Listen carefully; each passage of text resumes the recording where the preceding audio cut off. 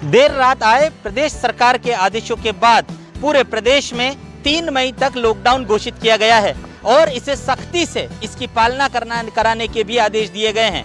वहीं उदयपुर में सुबह से ही सारे प्रतिष्ठान बंद दिखाई दिए, पूरा बाजार बंद दिखाई दिया, लेकिन सड़कों पर लोगों की आवाजाही साफ तौर पर देखी जा रही है। उदयपुर में यूं तो व्यापारिक प्रतिष्ठानों के लिए ही यह लॉकडाउन देखा जा रहा है और यह कर्फ्यू देखा जा रहा है, लेकिन आम जनता जो शहर में सड़कों पर है उन पर किसी तरह की पाबंदी नहीं है। वे लोग आसानी से एक जगह से दूसरी जगह पर आ जा रहे हैं। वहीं सुबह से ही शराब की दुकानों को लेकर संशय बना हुआ है।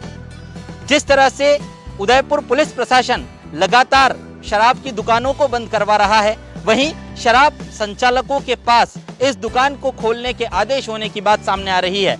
इस पर जब उदयपुर न्यूज ने आबकारी अधिकारी से बात की तो उन्होंने यह बात स्पष्ट की कि राजस्थान सरकार द्वारा जो आदेश पारित किए गए हैं लॉकडाउन के संबंध में और कर्फ्यू के संबंध में, उनमें पॉइंट नंबर 27 यानी 27वें पॉइंट पर सरकार द्वारा अनुमत दुकानों पर पाबंदी नहीं लगाई जाने की बात कही गई है और उसी का हवाला देकर शराब संचालक अपनी दुकानें खोल रहे हैं। लेकिन संशय बरकरार है। पुलिस प्रशासन लगातार दुकानों को बंद करवाने में लगा है। आप देख सकते हैं हम इस वक्त चेतक चौराहे पर एक वाइन शॉप पर हैं, जिसे पुलिस ने आकर बंद करवाया। पहले दुकान खुली थी, उसके बाद पुलिस ने आकर बंद करवाया और जिस तरह से संचालकों से हमारी बात हुई तो उन्होंने आदेश होने की बात कही है। आबकारी विभाग के जो अधिकारी हैं वो भी दुकान खुली होने की बात या दुकान बंद नहीं करने के आदेश होने की बात कह रहे हैं। हमारे साथ दुकानदार हैं। सर, किस तरह का कोई आदेश आप लोगों को अभी तक मिला है? क्योंकि सुबह से हम देख रहे हैं कि पुलिस आ रही है,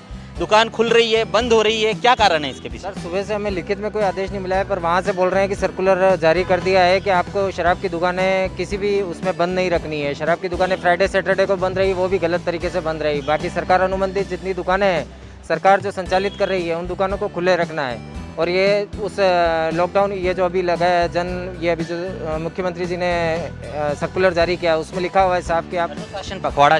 हाँ, अनुशासन पखवाड़ा में जो लिखा हुआ है कि आपको ये दुकानें खुली रख सकते हो सरकार द्वारा अनुबंधित।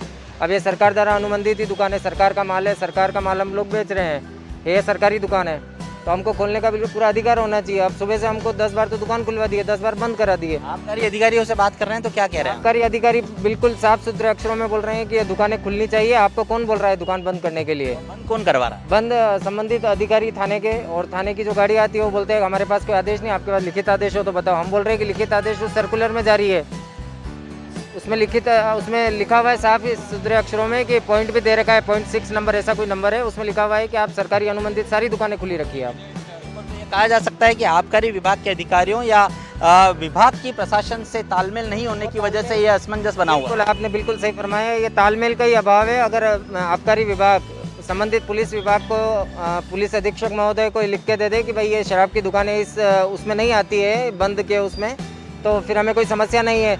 संबंधित थाना अधिकारियों को भी ये समस्या नहीं आएगी कि हम बंद कराएं या खुलवाएं दुकान, तो वो बिल्कुल उसका क्लियरिफिकेशन दे दे, उससे हम लोग भी अपना व्यापार सुचारू तरह से कर पाए और जिससे सरकार को भी राजस्व की आय होए।